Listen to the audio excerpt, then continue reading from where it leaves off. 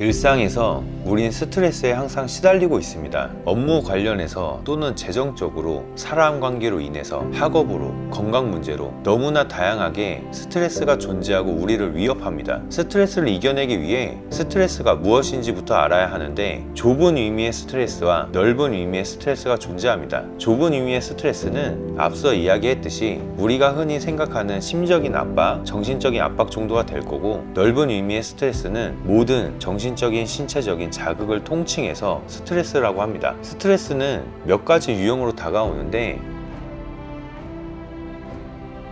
첫 번째가 감당하기 너무 큰 스트레스. 예를 들면 트라우마로 안겨진 사건 같은 거예요. 사랑하는 가족, 친구의 죽음, 직장 또는 학교 내에서 일어나는 인간관계 갈등, 사랑하는 이와의 이별, 이런 것들이 오랫동안 지속되면서 벗어날 수 없는 스트레스에 해당됩니다. 특히 경영 컨설팅 업을 하면서 자영업자, 소상공인 분들에게 많이 나타난다고 느꼈던 스트레스들인데, 스트레스로 너무 힘들고 괴롭지만 생계로 인해서 가족들에 대한 책임감으로, 직원들에 대한 미안함으로 그만두지 못하는 상황으로 끊임없이 자신을 괴롭히고 있었습니다. 이러한 스트레스는 업무 스트레스로 볼 수 있겠지요. 업무 스트레스는 대부분 과부하에서 옵니다. 나에게 주어진 업무 또는 업무량, 책임감이 내가 감당하기에 너무 버거울 때 나타납니다. 또는 사람을 상대하면서 감정적 스트레스 때문에 힘들어하시는 경우들이 꽤나 있을 거라 생각이 됩니다. 이럴 때에는 내가 어떤 업무, 과제를 잘할 수 있다라는 본인에 대한 믿음으로 일단은 당장 내가 할 수 있는 쉬운 업무부터 해나가 봅시다. 쉬운 업무부터 어려운 업무로 순차적으로 해결해 보면 업무량은 점점 줄어들고 처리 속도도 빨라질 거라 생각합니다. 너무 지나치게 높은 목표부터 도전하지 마시고 당장 눈앞에 있는 해결하기 쉬운 것부터 도전을 하셔서 반복적인 성공과 성취를 맛보셔야 합니다. 일상에서는 평소 내가 하지 못했던 것들을, 그렇지만 하면 해낼 수 있을 것만 같은 것들을 도전하는 기회를 만들어 봅시다. 우리의 마음의 크기는 한정적이라 스트레스 또한 담아낼 수 있는 크기도 한정적입니다. 이 스트레스가 들어오는 것과 나가는 것이 중요한데, 스트레스가 쌓여서 어느 순간 넘쳐버린다면 결과적으로 정신과 신체적으로 다양한 질병, 질환을 일으키거나 혹은 심리적 불안을 유발할 수 있습니다. 결국 들어오는 양을 조절하거나 내보내는 양을 조절해야 되는 것이 중요합니다. 사람마다 스트레스가 극에 달하는 경우에 다양한 반응을 보일 수 있는데, 특히 반응이 극단적인 경우에는 나 자신과 타인에게 피해를 줄 수 있으니까 내가 어느 정도 스트레스를 받는 사람인지 메타인지를 통해 알고 스트레스를 적정량만큼 차오르면 스트레스를 해소시켜주고 받아들이도록 하는 훈련을 해야 합니다. 하지만 스트레스가 무조건 나쁜 것은 아닙니다. 긍정적인 스트레스는 당장 우리를 불안하게 하거나 우울하게, 짜증나게, 불편하게 만들지만, 이 스트레스를 감당하고 극복하면서 더욱 단단해지고 성숙해지고 성장할 수 있게 도와주는 긍정적인 자극입니다.